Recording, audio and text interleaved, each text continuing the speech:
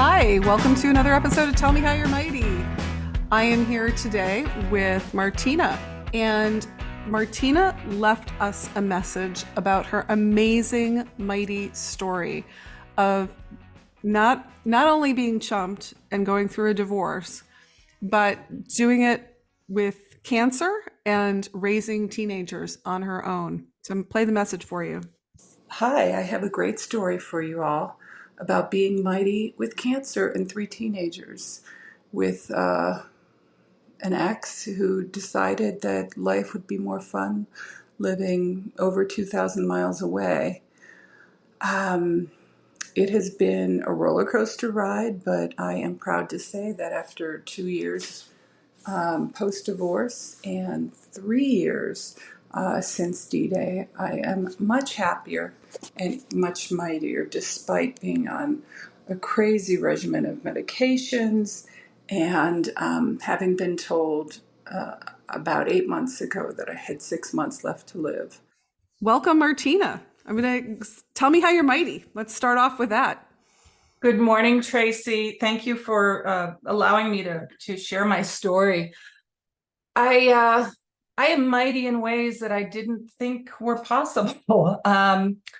As you said, I'm a chump, and thanks to your book, I no longer carry that title with shame, but am able to embrace all the wonderful things that includes, mostly an inventory of my strengths and my badassery, which has gotten me to your podcast this morning, thankfully. Well, it was it's like an amazing, you put a lot of mightiness in 90 seconds. We were intrigued. We're like, we have to get this woman. She sounds amazing. So, can you tell me a little bit about your chump story? Like how you came to the blog or to the podcast today? Like how did you get your way here? Yeah, so I was married for 20 years. I was happily married for many of those years, although I realized that my ex had a foot out the door probably, at least for 10 of those years. He was on several occasions at the point actually where he moved out because he, loved me but was not in love with me, to quote from your book and to quote from him. We had our final parting of ways during the pandemic. That's super rough.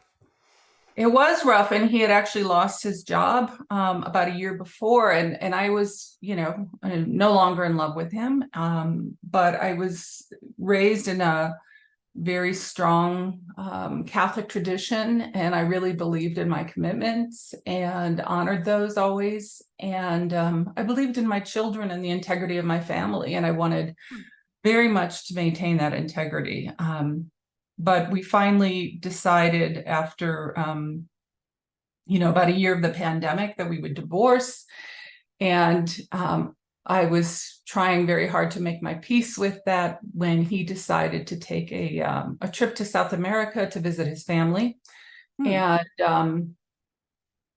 it was, about a week into that trip, I still hadn't heard from him. You got kids at home at this point, I presume. Kids at home. Yeah, he did not share the itinerary. And there's a pandemic going on. Am I correct? Yeah, and his home country was actually hit pretty hard during the pandemic. So of course we're all wondering, and the kids, asked me to check in if he had even arrived, and I logged in after not being able to communicate with him. I logged into our a mileage account that I'd had access to throughout the marriage, and I was unable to log in. And so about a week later, by that point he had contacted the kids and let them know he had arrived safely. About a week later, I actually had him on the phone finally. And he was about to hang up, and I said, you changed your password, and why did you do that? And he said, oh, we'll talk about that when I get back. And I asked him then, what's her name? And, you knew, huh? I had I had a pit in my stomach when I asked the question. Yeah. Even though we had agreed to divorce, I was, this was still my partner of 20 years. This was still someone I had raised kids with and shared a life with, and had still, just the tiniest sliver of hope that we would somehow reconcile. Mm-hmm. And so I asked, what's her name? And his response was simply, she has nothing to do with this. He says she has nothing to do with it. So were you thinking when he said, I love you, but I'm not in love with you, that there was someone else? Or you waited till he just disappeared to South America during the pandemic to put those two and two together? I had many separations over the years, where he had moved out, come back with, apologies and deep love and the desire to reconcile. This was a cyclical event for the last probably 10 years of our marriage. I think it happened 3 times. Oh man. So I lived on hopium. I lived on the idea that we would wander off into the sunset on a beach somewhere in old age, holding hands, and that was always my vision, and that kept me going a lot of times. But what a power move to just, to break up with somebody and then come swanning back into their life. I mean, you have to have a lot of narcissism to do that, to think that someone wants you after you've made this deep commitment with them and you have children, and they're just like, yeah, later. And then come to be yo-yoed like that is such a power move on his, and it makes you very vulnerable. Do you look back and think, I wonder if there were other people like when he was doing that? Yeah, I'm convinced there were others. He was in an industry where he was surrounded by beautiful women in tight dresses who were seeking, camera time. And so I imagine that there were others. Like many chumps, I'm an empath, and I thought every time he went through this roller coaster ride, it was because he was depressed, he was hurting, he just needed me to understand him more and be patient with his process. And the last time he moved out before D-Day, a couple of years before D-Day, before the pandemic, I actually told him to move out because I had just really reached my breaking point and had seen no evidence of the change that he had been promising for so long.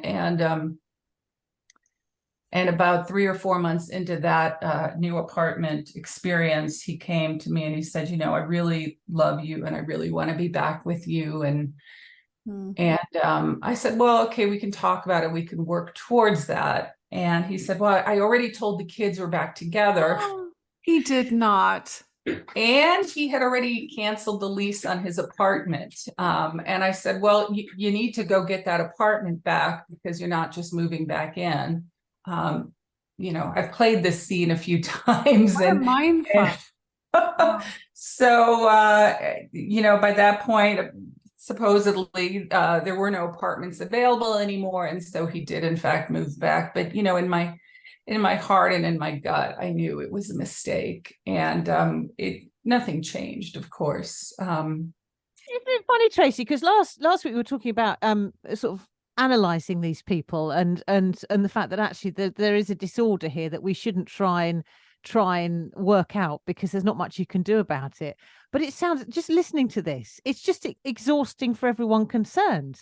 Why do people put themselves? You can't help but try and analyze this behavior and go, what on earth was going through his head as he was behaving like this? Pure selfishness, I imagine. And the other thing is, well, I would say at this stage, I'm not when I'm super chumpy, but I would say, who cares? Who cares? Is it acceptable to you? Is it acceptable to your children to be, flavor of the week until he changes his mind and wants to go to another apartment or South America or wherever the hell it is he goes? I mean, nobody wants to live on that emotional roller coaster. I mean, how dare he? I guess that's my feeling now. I don't care what makes you tick. How dare you? How dare he? But also, how do these people get any pleasure out of life? I mean, just the whole sort of juggling everything out, moving in and out, and sort of one minute you want to be with someone, then you don't. It just sounds, the more you hear these stories, the more you realize that there's a high level of disorder in these individuals. Yeah, I completely agree. I So Martina, I'm kind of curious. It sounds like the final, the pandemic is putting this distance and he's gone, and you're thinking, okay, even though he's come back before, you're thinking it's done. It sounds like your life, like from got better in many ways. Can you tell us a bit about that kind of mightiness? How did you pull yourself together after that last one? And I Yeah. can't even imagine how terrified you must have all been not hearing from him. Um, Even if he had a history of pulling stunts like this, to not hear during a pandemic and he's traveling. Yeah. So um, we didn't hear from him, until, I mean, he did land within a few hours and reach out to the kids. I had already, gone through the mileage account by that point, and the wheels were spinning in my head. When I did speak to him a week later, a week into what was, I think, a 2.5 week trip, he and I asked about, what's her name, and found out that, she had nothing to do with this. He said that we were already divorced, actually. And I said, Course, right? oh, I didn't get that memo. Apparently, within a day or two of us having the conversation about, yes, we need to move forward with the divorce, he had actually driven to the courthouse, found a parking meter, filled out paperwork, paid the fee, and filed for divorce. I just hadn't been notified yet. Oh my God. And so he came home every day, looked me in the eye, went to his space that we had, set aside for him, where I didn't dare tread, and never said a word to me. But yes, this is part of that whole justification, right? Is that we were already divorced because he'd filled out a document, And never obviously, told you about it. and never told me about it. So And I cruel. remember Wow. I remember seeing the mail from the court addressed to him, and I thought, oh, he's got another traffic violation. How interesting. It Oh my never God. occurred to me that someone could be so disrespectful to me after, a normal marriage, highs and lows, good, the bad, the ugly. But I would say more good than bad most years, despite everything that I've already shared. So I told him on that call, well, don't come back, and moved his things into the garage that I could. And when he did return from South America, he received a remote control and was able to get his things from the garage. And that was probably my first mighty step, because it took a lot of strength. Yeah. That. And of course, as most of us chumps and empaths, we want to get closure. We want to find out the where and the why and what could I have done. And I didn't really get that. We had a couple of meetings face to face, and they were disasters because I was so raw. And Well, there's no closure. I mean, there's only no contact and distance, and yes. that's your closure. I mean, in time you realize that people like this they're monsters. I mean, he's a monster. You had good times with a monster. I don't know, maybe he looks nice in a press shirt or something, or he's good on a dance floor. I don't know. But I'm like, here's a guy who can casually betray you and just walk out. So I'm putting him in the not nice pile of barbed wire monkeys. I don't know. Sarah, what are you thinking of this? Do you know what I find my ability to be shocked still continues, and it shouldn't, because I've heard so many of these stories now, and we've both lived through very similar behavior. We've experienced that, but I still feel shocked. I mean, I'm still staggered that people can carry on like this. Yeah. And think it's acceptable, or even in their own heads. How do you do that? What was going through his head as he put the paperwork in for his divorce without telling the person he was divorcing? I mean, it's just a staggering level of dysfunction. Absolutely. And it's as if there aren't ethical ways to leave someone or break up. There's many ways to do it and not be shabby and cruel. I mean, this is just cruel. The guy's cruel. But I want to get back to your mightiness, because I'm I'm not going to give it all away, but I'm going to read a little litany of things that you did and jump in like two months after this shit show. 2 months. You're in a better paying job. You had refinanced your home so that your 3 teenagers didn't have to relocate. You went on a retreat. You were a cowgirl. Can you tell me a little bit about all the things that, like, so, I mean, you've really found your mighty. You put his shit in the garage, you sent him the remote control, and then you took your life back. Yeah, there was, you know what, I had this sense of energy and power and agency, and was really just focused on moving forward with my life. And I felt really good. I mean, I don't want to dismiss the pain. There was a lot of pain. There was a lot of screaming. There were a lot of tears, but I thought, okay, what can I do? And I found a retreat. It's called Unbridled. And it's, going on a dude ranch with a small group of other women and spending time with horses. And it was so out of my comfort zone. It was the perfect antidote to all of this. And I was so blessed because the founder was really gracious, and I couldn't afford it. And she, allowed me to do a trade, and it was transformative in so many ways. And I got back from the retreat and finished refinancing the house. I wanted my kids to have stability. I knew that was a big priority for me. And I had already gotten a new full-time job. So I was feeling pretty on top of my game. I had family photos taken of, the 4 of us, and I looked pretty fierce, I gotta say.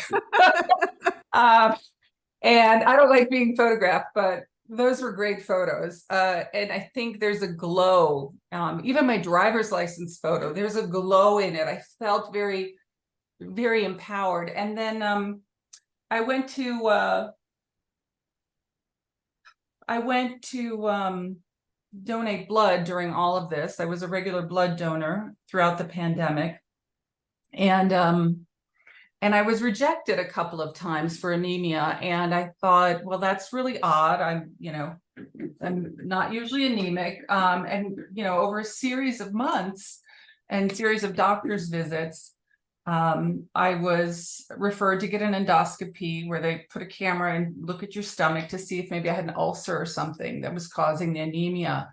Instead, they found that they could see a lot of tumors on my stomach. Oh my God. And after more tests and CTs, and I was told in the emergency room that I had metastatic disease. Now, I don't know about you, but I'm not good with euphemisms. I like to be a straight shooter. And the only thing I could think of, I was racking my brain, metastasis. Oh my God, they're telling me I have cancer. Oh, wow. And I was healthy in every way, lifelong vegetarian, worked out, walked, did all the things you're supposed to do to stay healthy pretty much. And the worst thing happened, the worst possible thing. So this was about 3 months after the divorce. I learned that I have stage 4 cancer. And after some genetic testing, they found out it is a very rare cancer mutation that I think it affects about 500 to 700 people a year in the United States. There is no cure. There is no treatment that has been proven. And as my oncologist told me last week, I am living on a razor's edge. And but you're still here. I'm still here. Still here. Yeah, and that is I think that is my message for all the chumps out there, and would-be chumps and chumps who don't know they're chumps yet, that you can live. You can still live out loud. You can live with joy in your heart. You can thrive even after the worst thing has happened, and even after the worst other thing has happened. Many worse things here. You know what strikes me though, listening to this, is, as you say, living life on a razor's edge. How brilliant that you are not wasting any more of your life on him. and that now you can live life on your own terms. And I think that's another important message, that life is precious. None of us know what's around the corner, and none of us want to spend it wasting it on these people that are prepared to treat us like that. Yes, completely agree. I you know, one of my points of gratitude after all of this was I have my kids. They're amazing humans, and I don't have to really share custody because he moved in with Schmoopy and lives 2,000 miles away. But also that I don't have to go through this with him. You know, I also really believe that those people who are sitting on the fence, like I was for probably 5 years, sitting on the fence, knowing I was unhappy, knowing I was in a loveless, dying marriage, don't live with that contempt. Don't live with that gaslighting. Don't live with the affairs. Being a solo parent isn't too bad a gig. You get all the joy with it as well as all the work. But if you stay, you might make yourself sick. Yeah. I think being a solo parent, I'm a solo parent of now 14s, and I think it's amazing. I'd far rather be as my friends quite often point out to me, you were looking after 5 children, you weren't looking after 4 children. Being a solo parent is a lot easier than being a 2-parent relationship with someone that isn't actually doing any parenting, that's just introducing all this disruption. That's it. It's the chaos that'll kill you.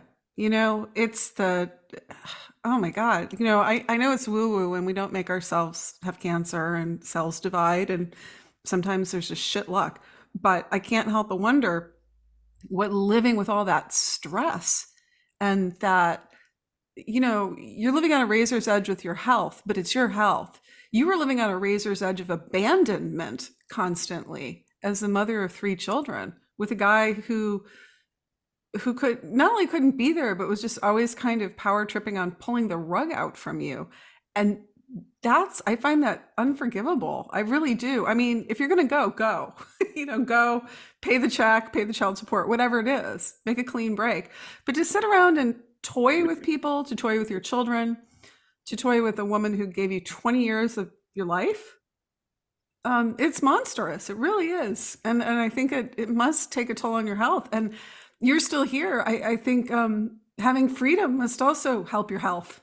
You know, who knows what tomorrow brings, but you know, as Sarah said, thank God you have this time for you and your kids, and it's not being spoiled by a bastard.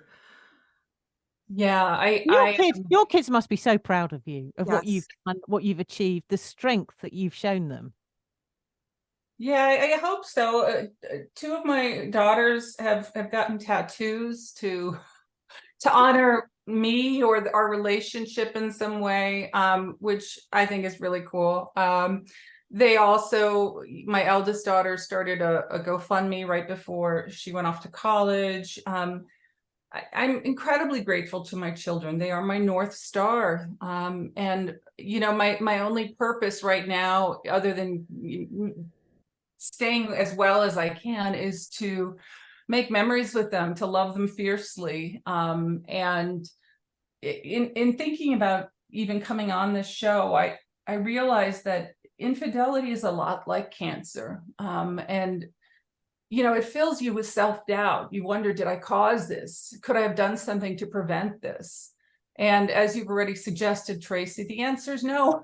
You can't really control all the circumstances.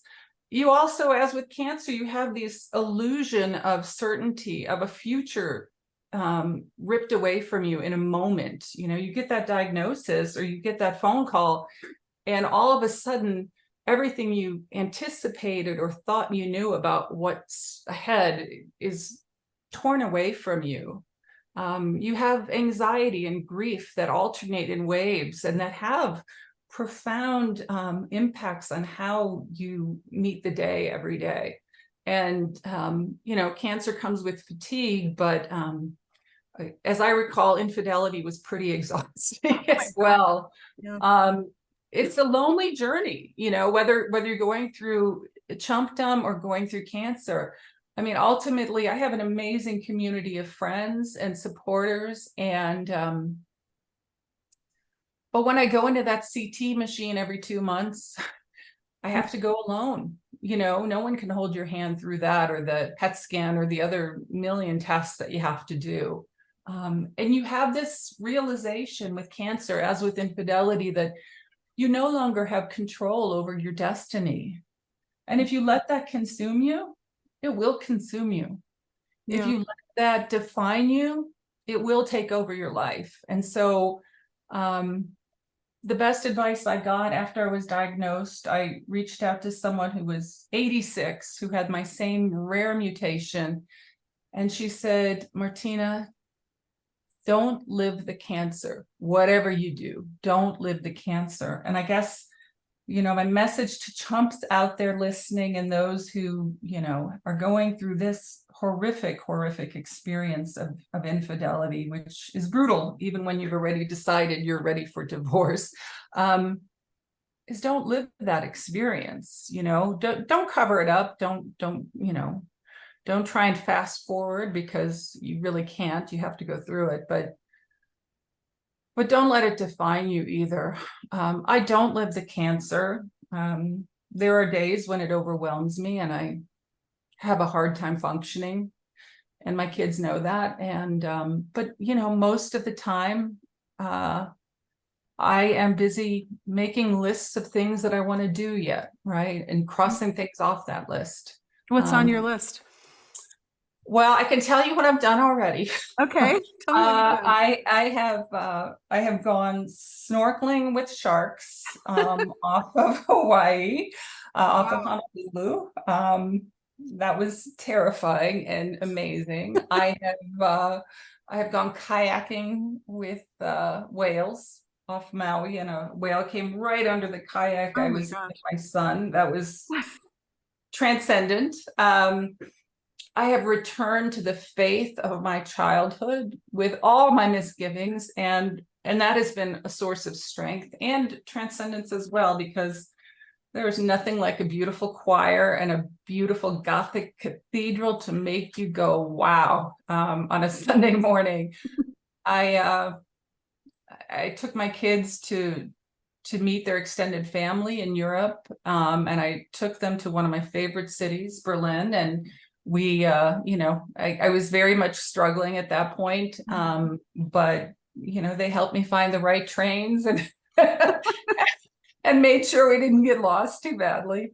I try to go to the opera when I can. I love opera. I think it's totally transcendent as well. So I do those things. I am hoping to get to Paris next year yet with a good friend who's living there for a year.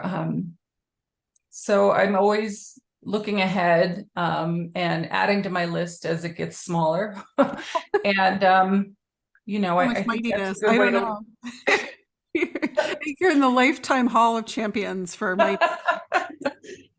Thank you. Yeah, I just live fiercely. That's all I can say. I was told 10 months ago that I had about 6 months left on my liver, and this was from a very esteemed doctor at one of our nation's finest institutions. And it was a few days before Christmas, and I felt like I'd been sucker punched. And it took me about 2 days to recover from that information. And then I thought about it, and I thought, how does this affect how I live my life? Do I live my life any differently, knowing that I've got 6 months on this liver? And I realized I wouldn't move to Bali, and I wouldn't drink myself into a stupor to,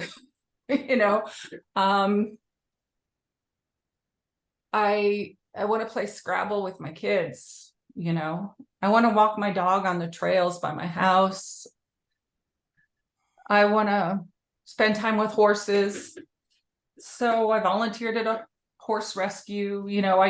I found the ways to bring those things into my life that matter to me, and maybe Bali someday. but life is pretty good just doing the ordinary, wonderful things that we get to do. And And can I just interrupt and just say that's what makes you beautiful because you appreciate your kids and your dog walks and your ordinary life. And you were saddled with somebody who had all those gifts and had to go 2,000 miles away to a fuck buddy. I mean, you're just not the same kind of people. You're just far too cool to have ever been with someone like that. Um, I these are lessons for everybody. And Yeah.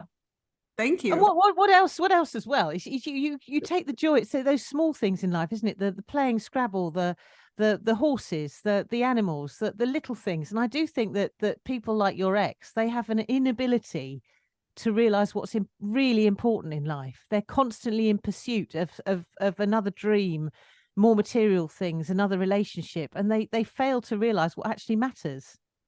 Yeah, that's absolutely. And for all the loss, it's like however much longer your liver has, and who knows, because you're beating the odds, and maybe your doctor doesn't know. Um, is that you have authenticity and you have real connection, and you know that's what matters. Sarah was talking about Cliff. I lost my uncle this year. You get to the end, or you're surrounded by your family. You're like, these are the rock stars of life, the people who gave, who loved with their whole hearts, who were present for the people in their life, who showed up, the show up people. That's who matters. And you're like clearly a show up person. You're there for your kids. I can't believe you're going through this. And the guy's like 2,000 miles away from his children.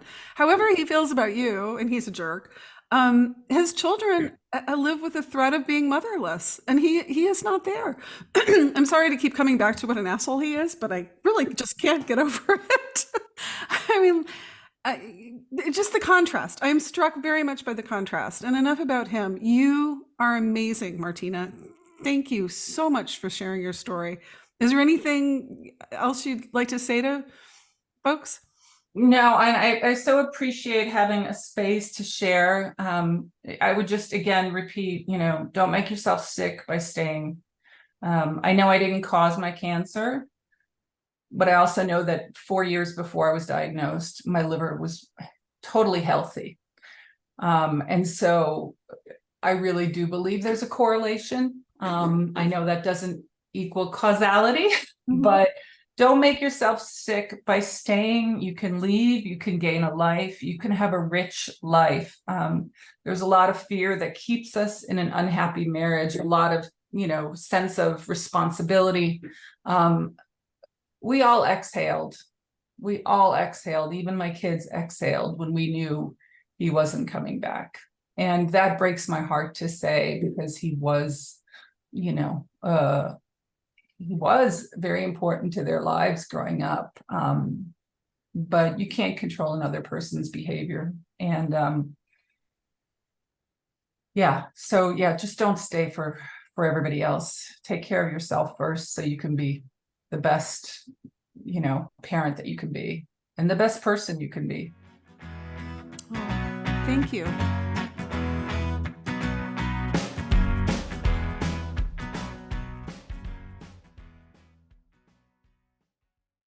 They're shameless, unreliable, and gobsmackingly entitled.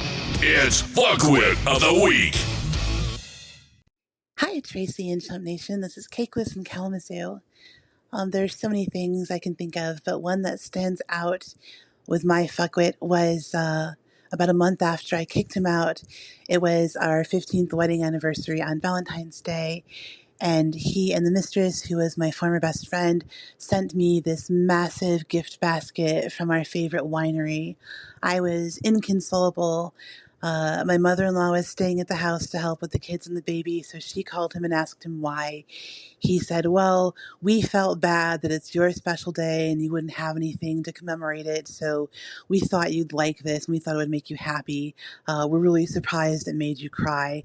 Oh, and there is a little part two to that story, being after I told him that the gift basket was very hurtful and I don't know why he did it.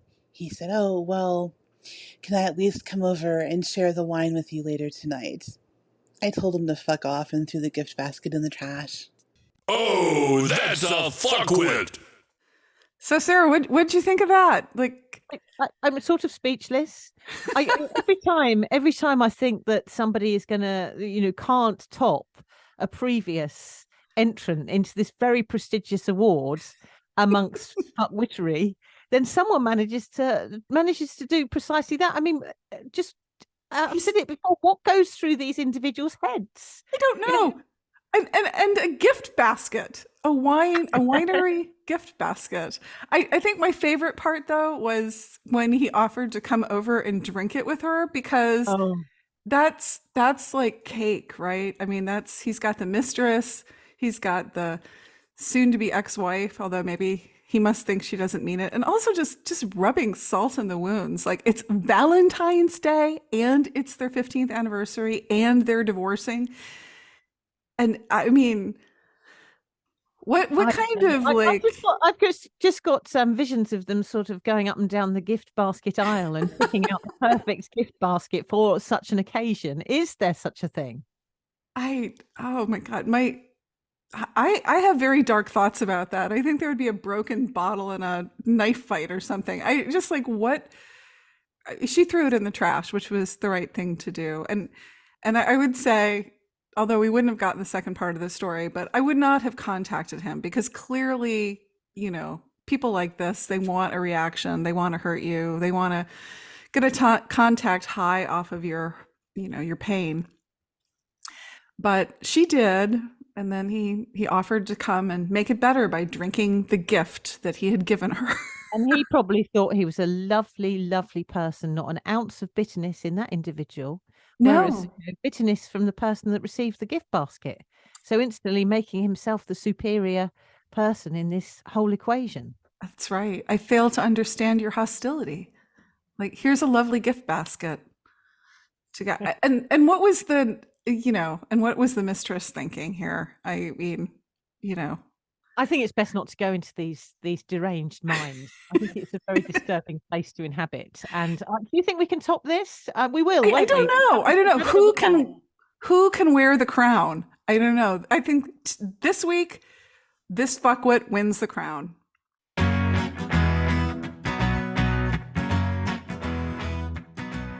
That wraps another episode of Tell Me How You're Mighty. You want to leave us a mighty story or a Fuckwit of the Week submission? Check out our new website, tellmehowyou'remighty.com. That's yours spelt Youre. We've got all the episodes, show notes, links to our guests, and you can see the tea room where Sarah and I first met. If you enjoyed this episode, please review the podcast and follow us. Thanks. See you next week.